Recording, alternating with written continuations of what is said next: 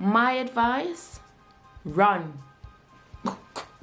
Run. So, the government's at it again. So if you're new to my channel, hi, I'm Vanessa. I share content on the Christian faith, health, money, and lifestyle. And if you're one of my precious subscribers, welcome back. Me love you, me love you, me love you.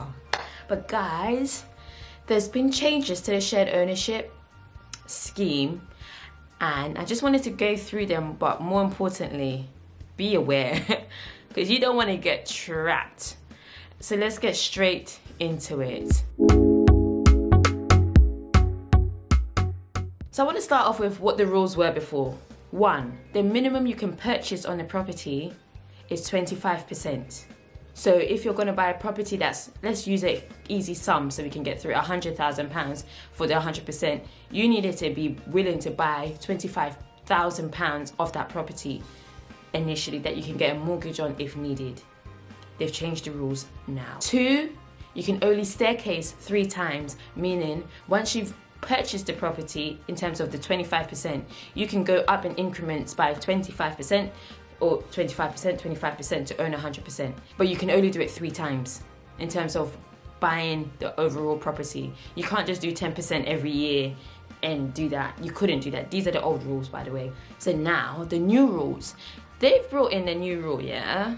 Saying that people can now purchase 10% of the property. So going back to our imaginary 100k property, they're saying that now they're changing the scheme that you're able to now purchase 10% of that, which is now 10 grand, meaning the accessibility is a lot greater. Another thing that they've brought in is that you can purchase the property in 1% increments. So remember I previously said that you can only staircase 3 times.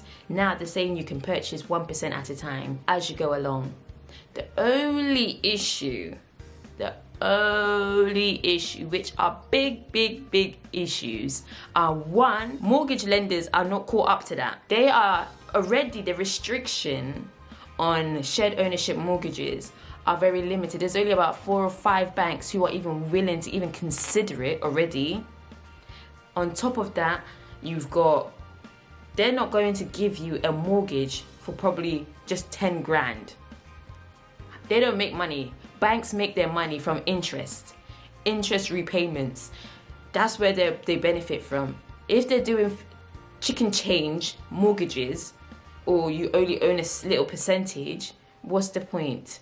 Why would I give you the mortgage? It doesn't make any sense as a business, as a bank, to give you that mortgage. So a lot of mortgage lenders probably would not be willing to support this scheme, as I mentioned before. So that's something to take into account. Another thing is, even though they're saying they will allow you to increase your property ownership by 1% increments, if you watch my staircasing video, you'll be aware that any increment is a new contract.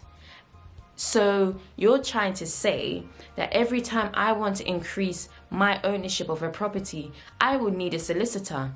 The property would need to be surveyed. The property would need to be surveyed by their solicitor, by their surveyor, and by my own surveyor. So you're trying to tell me to increase my property by £1,000, we're sticking to our imaginary 100k property.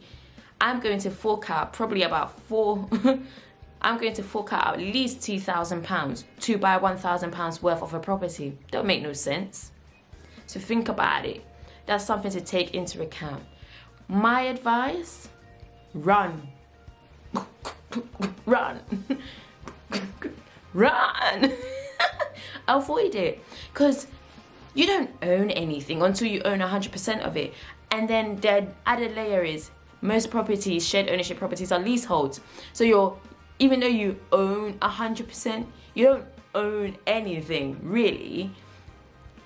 So I would avoid it completely, especially with this new scheme, because now that means they're trying to get people stuck and trapped. Because 1, if you wanted to sell it, you would need to find someone who's willing to buy your 10% or your 12% of a property that costs a lot more than the average market property, and then be trapped. And then the worst thing, anything that happens within that property, you are responsible for. you're better off going to rent a place that if anything internally happens, at least you've got a landlord who will cover the cost. But you're covering the cost, paying ground rent, paying service charges, paying rent that they can change anytime, paying if you ever wanted to get, if you ever wanted to increase your ownership, paying to sell your property and notifying them before you can even, and being able to even get out of it is even harder than trying to get into it. So these are things to just really take into account with the new rules. Avoid it.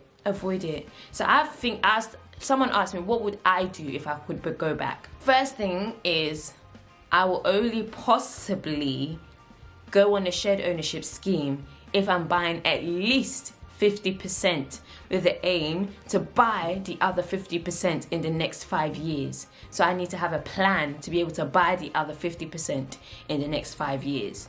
If I know it's impossible, I would avoid. That's one advice. The second thing I would do, which is most likely going to happen if I was in that position, I have a husband and 2 kids. We had a typical family of 4. People may look at me funny in saying this, but renting a property in London on average for maybe a 2-bedroom flat is at least £1,200. I would sacrifice my life for a year. And what do I mean by that? If there's a family member who's willing to take me on with my family for a year and I pay them a set amount of rent, even if it's £600 for a year, I can save a lot of money. If I could find a place, ensuite studio, without it being considered overcrowding, I would do it, because my kids are young. I have a 4 and a 3-year-old, so it's not like they're going to be like, oh, I need my own space. And no, we'll just get on with it for that year. Struggle, keep your head down, save, increase your earnings, make more money so that you've got enough deposit to buy the property you want. And I would buy my forever home.